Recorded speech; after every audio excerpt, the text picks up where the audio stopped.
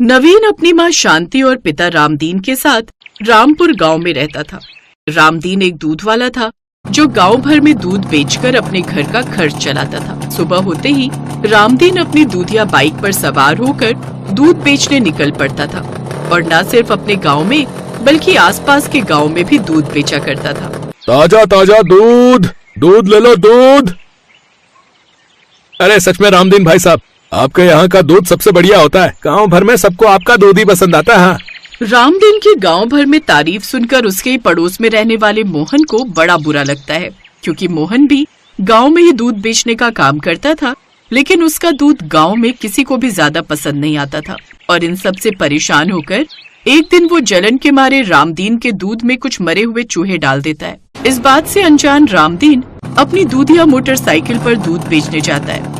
वो जैसे ही ग्राहकों को दूध देने लगता है तो उसमें मरा हुआ चूहा देख ग्राहक हैरान रह जाते हैं। अरे ये क्या भाई साहब, आपके दूध में तो मरा हुआ चूहा निकला है। इस दूध को तो पीकर हम सबकी जान को भी खतरा हो सकता था। भला काका, आप इतने लापरवाह कैसे हो सकते हो?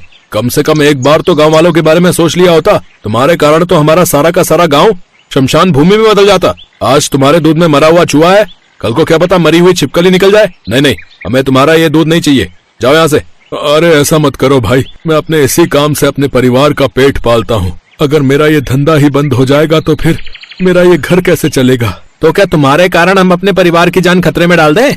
रामदीन से अब कोई भी दूध नहीं लेता, जिस कारण अब वो काफी परेशान रहता। उनके घर में अब आर्थिक तंगी का भी सामना करना पड़ता है। मेरी तो कुछ समझ में नहीं आ रहा कि मैं क्या करूं। ऐसे तो घर का गुजारा चलाना मुश्किल हो जाएगा। अपने पिता की बातें सुन उसका बेटा नवीन उससे कहता है, बाबा आप चिंता मत कीजिए, अगर ये काम बंद हो गया तो हम मिलकर कोई दूसरा काम तो शुरू कर सकते हैं, जैसे कि बाइक ढाबा। बाइक ढाबा? ये कैसा ढाबा होता है बेटा? हाँ, हम कुछ समझे नहीं। मतलब ये माँ कि तुम बहुत ही अच्छे कड़ी चावल बना लेती हो। हम उस कड़ी चावल को बाबा की बाइक पर ले जाकर बेचेंगे। एक प्रकार से वो बाइक ही हमारा ढाबा हो जाएगी। आजकल ऐसे अलग अलग तरह के ढाबे बहुत मशहूर हो रहे हैं और सभी लोग ठेलों पर जाकर इस तरह के पदार्थ खाते हैं। कोई लोग साइकिल पर, कोई कार में, तो कोई वैन बस में खाना ले जाकर बेचते हैं। तो हम भी बाइक पर अपना ढाबा क्यों नहीं शुरू कर सकते? माँ तुम कल सुबह ही कड़ी चावल बनाकर तैयार कर देना, मैं बाइक पर जाकर उन्हें बेच आऊंगा। अरे वाह, ये तो बहुत ही अच्छा विचार है। हाँ माँ, और वैसे भी आपके हाथ से बेहतर खाना तो कोई बना ही नहीं सकता। बाबा हम कल से ही ये सब काम शुरू कर देंगे। क्या मेरे रहते तुम ये सब काम करोगे? बेटा तुम्हारी पढ़ाई भी तो चल रही है, ऐसे में तुम ये सब काम और तुम्हारी माँ काम करेगी? नहीं नहीं, मेरा दिल गवाही नहीं देता बेटा, लोग क्या कहेंगे? ये सब समाज का ही बनाया हुआ डर है और आप चिंता मत कीजिए, हम दोनों मिलकर ये कर लेंगे। और बाबा आप मेरी पढ़ाई की चिंता मत कीजिए, वो भी साथ साथ चलती रहेगी। मैं दोनों को अच्छे से मैनेज कर लूंगा। ठीक है बेटा, फिर जैसा तुम्हें ठीक लगे। फिर रात को ही शांति दूध का दही जमाने डाल देती है। फिर अगली सुबह उसकी लस्सी बनाकर उसकी टेस्टी सी चटपटी कढ़ी चावल बनाकर तैयार कर देती है। फिर नवीन बाइक पर सामान रखकर, आइए आइए 30 रुपए में कढ़ी चावल खाइए, आइए आइए बाइक ढाबे के 30 रुपए में कढ़ी चावल खाइए। है 30 रुपए में कढ़ी चावल? लगाओ तो एक प्लेट। नवीन ग्राहकों को कढ़ी चावल डालकर देता है, जिसे खाते ही ग्राहक खुश हो जाते हैं। भाई वाह, क्या कमाल का कढ़ी चावल बनाए भैया, मजा ही आ गया। और इसमें ये लाल मिर्च और ये लहसुन का तड़का तो भैया कमाल का भैया।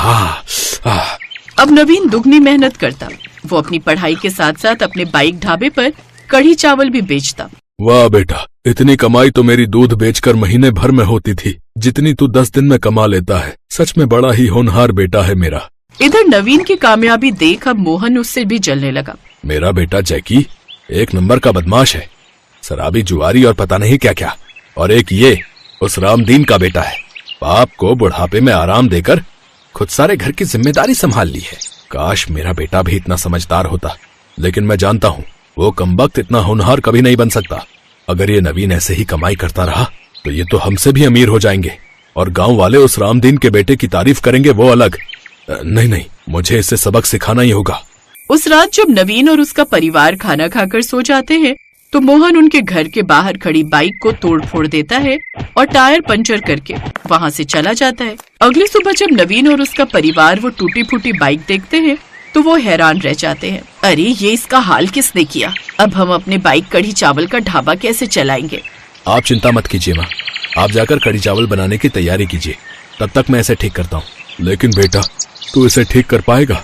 हाँ बाबा, पहले मैं कॉलेज खत्म होने के बाद आकर बंसी काका की दुकान पर चला जाता था, उन्हीं से मैंने ये बाइक ठीक करना सीखा था।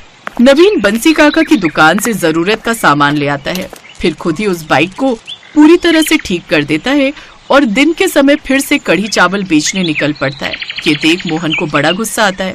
फिर से इन्होंने अपना बाइक ढाबा शुरू कर दिया लगता है। अब मुझे इस बाइक को जलाना ही होगा। जैसे मैंने इसके बाप के दूध में मरे हुए चूहे को डालकर उसके धंधे को बंद करवाया था, ऐसे ही अब मैं इसके बेटे के काम को भी सदा सदा के लिए बंद करवा दूंगा। ये बात बंसी काका सुन लेते हैं और वो जाकर सारी बात नवीन को बताते हैं। रात को जब मोहन उसकी बाइक जलाने के लिए आता है तो नवीन और उसके परिवार वाले गांव वालों के साथ मिलकर उसे रंगे हाथों पकड़ लेते हैं। मुझे माफ कर दो, मुझसे गलती हो गई। बाबा के धंधे को नुकसान पहुंचाने के लिए तुमने दूध में मरा हुआ चूहा मिलाकर गांव वालों की सेहत के साथ खिलवाड़ करने की कोशिश की थी और अब मेरी बाइक को जलाना चाहते हो। तुम्हें इसकी सजा जरूर मिलेगी। हाँ मोहन, तुमने ये ठीक नहीं किया। अरे इतने नेक लोगों के साथ कितना गलत किया तूने, नालायक बेशरम आदमी। चलो इसे अभी पुलिस के हवाले कर देते हैं। सभी गांव वाले उसे पुलिस के हवाले कर देते हैं। नवीन अपने बाइक ढाबे को एक बड़े ढाबे में बदल देता है। अब वो खुद का एक बड़ा ढाबा खोल लेते हैं और उसमें कढ़ी चावल के साथ और भी कई तरह के व्यंजन बेचने लगते हैं और खूब कमाई करते हैं।